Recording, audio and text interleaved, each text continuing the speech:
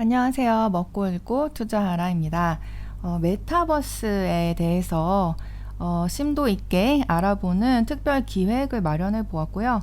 이 콘텐츠는 비정기적으로 제가 시간이 있을 때마다 기사 같은 걸 읽어보고 올려드리는 식으로 진행을 할 거고요. 오늘은 그 첫 번째 시간으로 메타버스의 정의에 대해서 알아보는 시간을 마련해 보았습니다.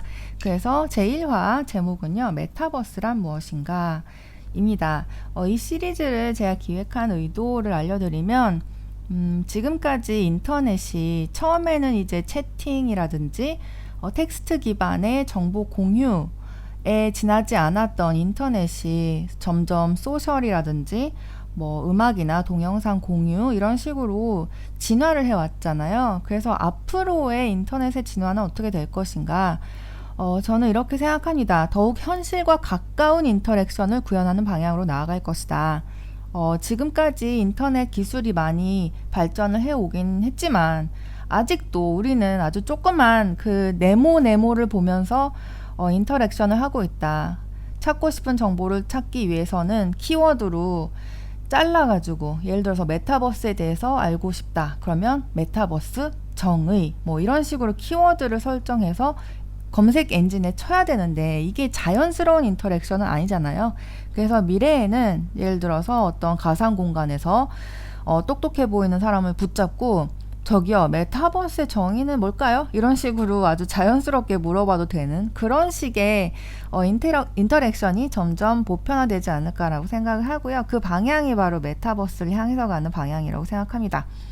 그리고 메타버스는 앞으로 5년에서 10년 동안에 우리가 인터넷을 사용하는 방식을 크게 바꿀 것이라고 생각합니다. 그러니까 너무 부자연스럽게 그 스마트폰만 하루 종일 쳐다보고 있는 그런 방식이 아니라, 각각의 터치 포인트, 스마트폰뿐만이 아니고 아주 많은 그 접점에서 자연스럽게 인터넷 안으로 들어가고 사람들과 커뮤니케이션을 하는 방식이 보편화되지 않을까라는 생각을 하고요. 저뿐만이 아니고 많은 빅테크들의 CEO들이 그렇게 생각을 하기 때문에 메타버스 기업이 되기 위한 빅테크들의 움직임이 점점 본격화되고 있습니다. 그래서 투자자로서도 메타버스라는 트렌드를 주목을 해봐야 될 것 같다고 생각을 하고요. 메타버스에 관해서는 이제 유튜브에 한글로 메타버스라고 치시면 많은 콘텐츠를 보실 수 있고, 그리고 책도 몇 권 나와 있죠. 그래서 서적으로도 메타버스에 대한 지식을 얻으실 수 있는데요. 저는 주로 접근하기 어려운 해외 매체의 콘텐츠를 다뤄보려고 합니다. 그러니까 해외에서는 메타버스에 관련해서 어떤 논의가 지금 이루어지고 있는지, 어떤 사람들이 어떤 말을 하고 어떤 주장이 설득력을 얻고 인용이 되고 있는지, 그런 콘텐츠를 주로 발굴을 해와서 여기서 소개를 해드리려고 합니다. 제가 처음으로 준비해 본 거는요, 이 매튜 보올이라는 사람의 에세이예요. 이 매튜 보올이라는 사람은 벤처 캐피털리스트이고, 이제 기술의 진화 같은 것에 관심을 아주 많이 가지고 있어서 에세이 같은 거를 쓰고 있어요. 그 에세이 중에 하나로 제목이 더 메타버스, 그러니까 메타버스란 무엇인가, 그리고 어디에서 찾을 수 있는가, 누가 건설할 것인가, 그리고 포트나이트의 이야기 라는 제목의 에세이를, 그러니까 작년 1월에 썼으니까 조금 시간이 되긴 했죠. 근데 이 기사가 메타버스에 대해서 아주 뭐랄까 그 정수를 짚어낸 그 코어를 잘 설명하고 있다고 해서 많은 사람들이 메타버스를 이야기할 때 이 매튜 볼의 에세이를 리퍼런스로 삼곤 해요. 그래서 오늘은 이 에세이의 일부, 에세이가 굉장히 길기 때문에 앞부분에 이제 메타버스의 정의를 설명하고 있는 부분만 들어서 오늘 소개를 해드리려고 합니다. 그러니까 이 에세이의 서두에서 이제 갑자기 매맥스의 이야기를 하는데요. 이 매맥스라는 것은 무엇이냐면 1945년에 바네바 부시라는 사람이 제안한 어떤 기술의 콘셉트입니다. 그러니까 이렇게 생긴 거고요.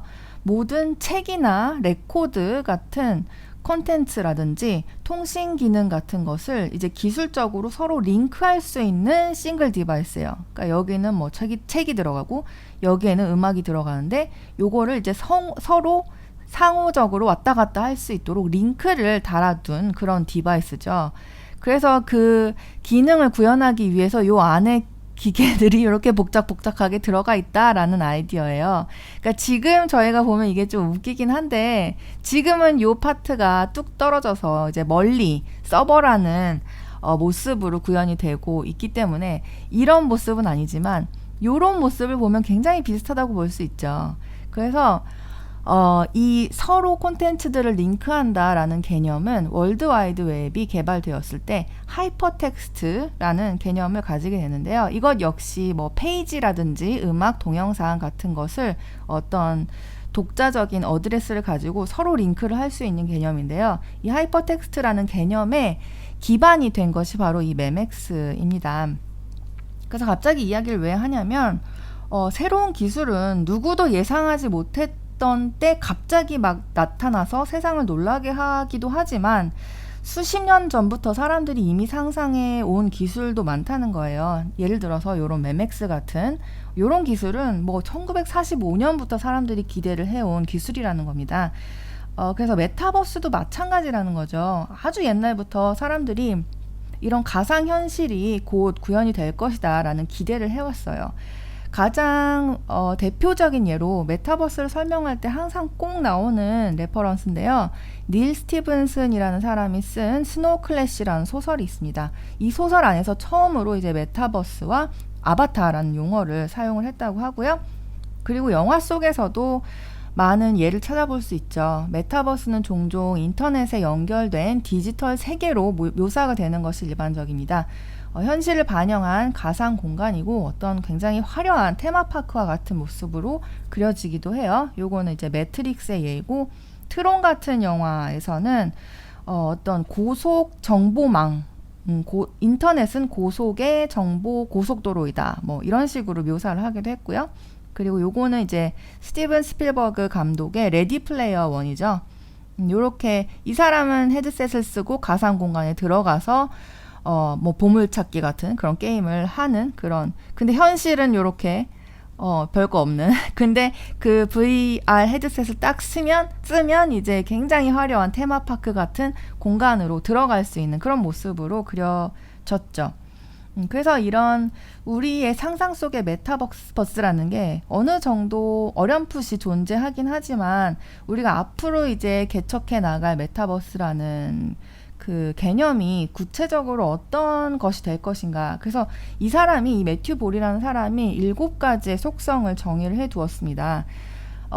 그래서 오늘은 이 7가지 속성을 중심으로 소개를 해 드릴 건데요. 그러니까 지금 저희가 생각하기에 메타버스가 갖춰야 하는 속성으로는 이런저런 7가지 정도의 속성이 있다라고 정의를 해두고 있는 거고요. 첫 번째로 지속성이 있다.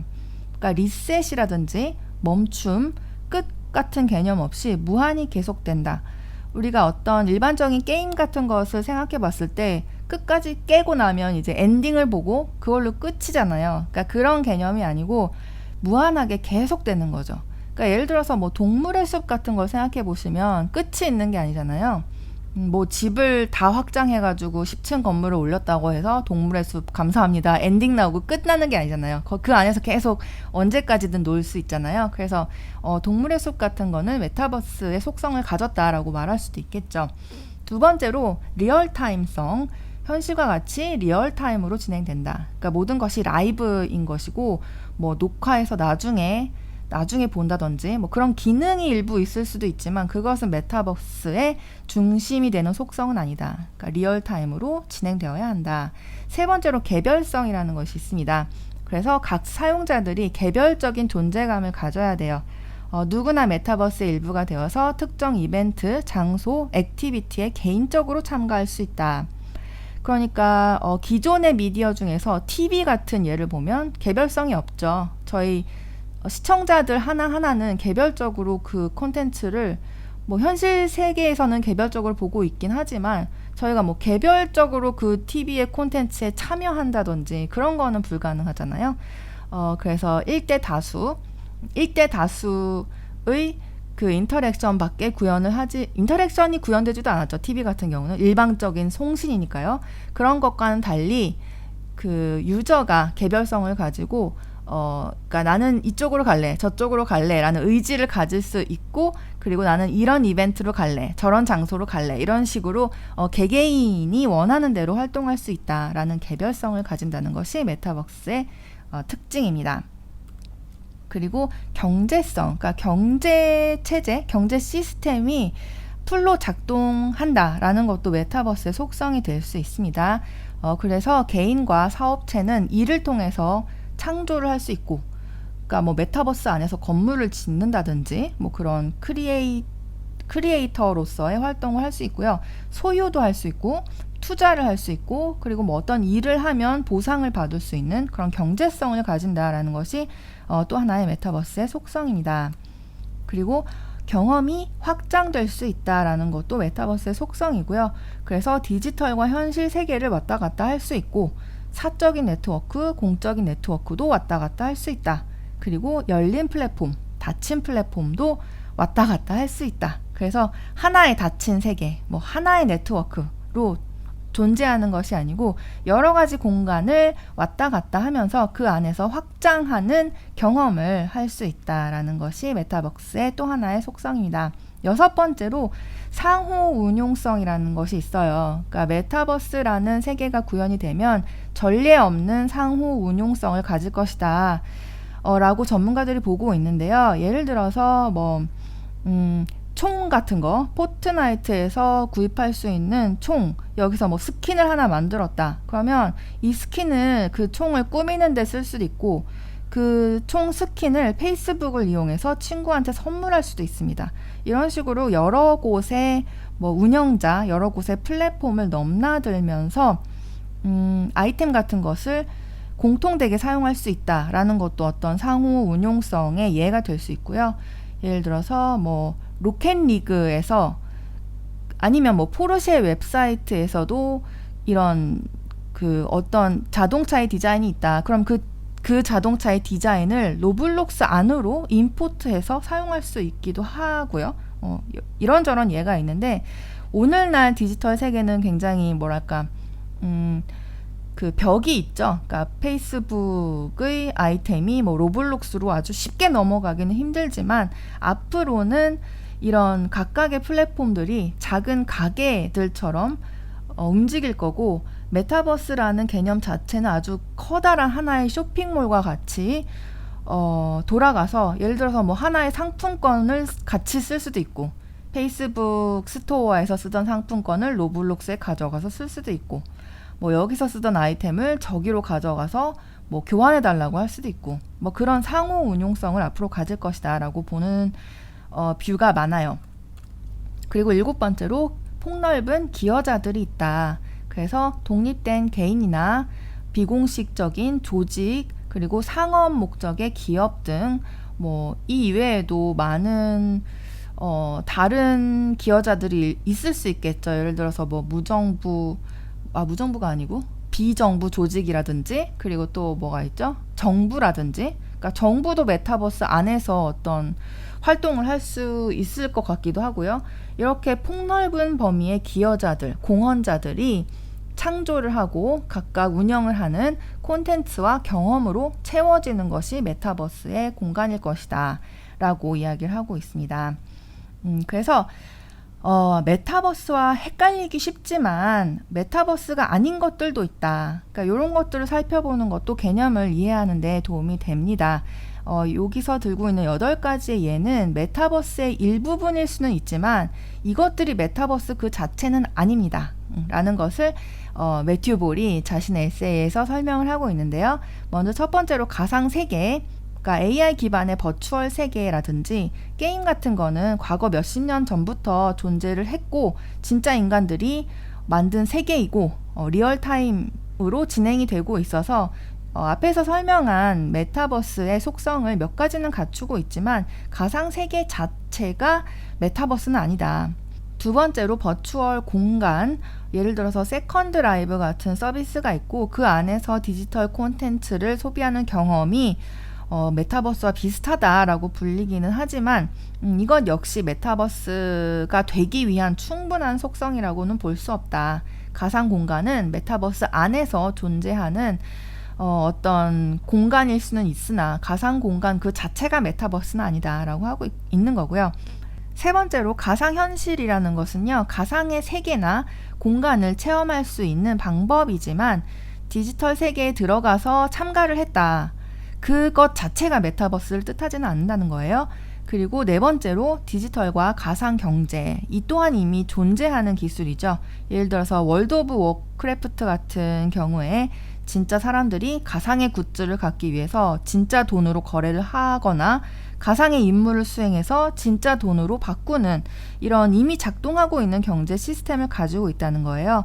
그리고 아마존의 메커니컬 터크 같은 플랫폼이라든지 비트코인 같은 기술을 보면 개인이나 사업 그리고 컴퓨터 파워를 이용해서 가상의 디지털 임무를 수행하게 하는 그런 메커니즘이 이미 있죠. 그래서 우리는 이미 디지털 아이템을 순수한 디지털한 활동을 위해서 순수하게 디지털한 마켓플레이스에서 대규모로 금전 거래를 하고 있다. 하지만 이 경제만을 들어서 메타버스라고 하지는 않는다라는 거고요. 다섯 번째로 게임이 있을 수 있습니다. 그러니까 많은 사람들이 메타버스 설명할 때 메타버스는 게임 아니야? 메타버스가 게임이지. 뭐 이런 식으로 설명하기도 하는데, 그러니까 그렇게 협소한 의미가 아니라는 거예요. 그래서 예를 들어서 포트나이트 같은 경우에는 메타버스에 많은 요소를 가지고 있죠. 예를 들어서 기존의 저작물들을 조합해서 포트나이트 안에서 즐길 수 있다. 그리고 다수의 여러 가지의 플랫폼을 왔다 갔다 하면서 공통의 자신의 아이덴티티를 일관되게 가질 수 있고 그거를 이제 확장시킬 수 있다. 그리고 크리에이터가 이 안에서 콘텐츠를 만들어내고 보상을 받을 수 있다라는 점에서 메타버스의 요소를 가지고 있다는 거죠. 근데 이런 것 자체가 메타버스는 아니라는 거고, 메타버스 안에서 게임이 존재할 수 있고 메타버스 안에서 게임의 임무 완수와 같은 그런 목표를 가질 수 있고 게이미피케이션의 요소를 포함할 수는 있지만 메타버스 자체가 게임은 아니라는 거예요. 여섯 번째로 메타버스는 가상의 테마파크일까? 이것도 좀 좁은 개념이라는 겁니다. 그래서 우리가 놀이공원에 가면 놀이기구가 있잖아요. 근데 그 개수가 이제 한정돼 있잖아요. 그래서 어트랙션이 뭐 3개밖에 없다, 5개밖에 없다, 이런 거는 메타버스라고 보기가 힘들다는 거죠. 그리고 예를 들어서 뭐 디즈니랜드 같은 경우에 디즈니랜드가 모든 것을 다 통제하고 중앙에서 놀이기구들 다 설계하고 모든 것을 다 디자인하거나 프로그래밍하는 개념이 아니다. 그리고 메타버스의 목적이 이렇게 테마파크처럼 즐거움이나 엔터테인먼트만을 위한 것도 아니다. 그래서 메타버스라는 거는 아주 다양한 부분의 분야를 포함할 것이다. 지금까지 설명을 해드렸듯이 비즈니스도 있을 수 있고 콘텐츠 제작이 있을 수도 있고 뭐 경제가 돌아갈 수도 있고 순수한 엔터테인먼트만을 위한 것이 메타버스는 아닐 것이다 라고 이야기하고 있습니다. 일곱 번째로 새로운 앱스토어일까?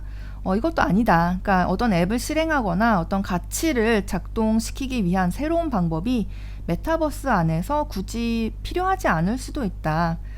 그래서 앞으로 그러니까 우리가 모바일에서 이제 앱을 다운로드 받기 위해서 앱스토어가 필요한 거잖아요. 근데 앞으로의 메타버스는 지금 우리가 인터넷이나 모바일을 사용하는 모습과는 아주 다른 모습을 보여줄 것이다. 그래서 그러니까 미래의 메타버스에서 과연 앱스토어가 존재할지 또 의문스럽다라고 이야기를 하고 있고요.